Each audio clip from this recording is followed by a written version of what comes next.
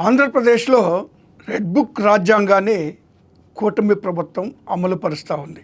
ఏదైతే భారత రాజ్యాంగం డాక్టర్ బిఆర్ అంబేద్కర్ గారు రచించినటువంటి రాజ్యాంగాన్ని తొంగలో తొక్కి ఈ కూటమి ప్రభుత్వం రెడ్ బుక్ రాజ్యాంగాన్ని అమలు పరుస్తూ ఉంది.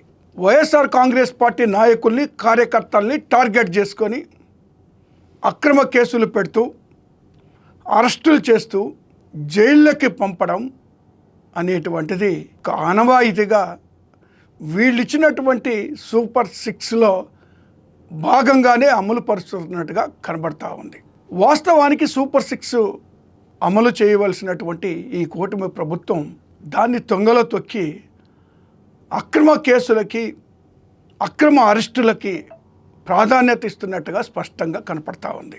ఒకసారి కానీ పరిశీలన చేస్తే గత కొద్ది రోజుల క్రితం వల్లభనేని వంశీ గారిని కేసుల మీద కేసులు పెట్టి అరెస్టులు చేసి జైలు నుంచి బయటికి వచ్చిన వెంటనే, బెయిల్ వచ్చిన వెంటనే మరొక కేసులో మళ్ళీ జైలుకి పంపడం, ఇలాంటి కేసులు పెడుతూ ఆయన్ని 140 రోజులు జైల్లోనే ఉంచడం జరిగింది.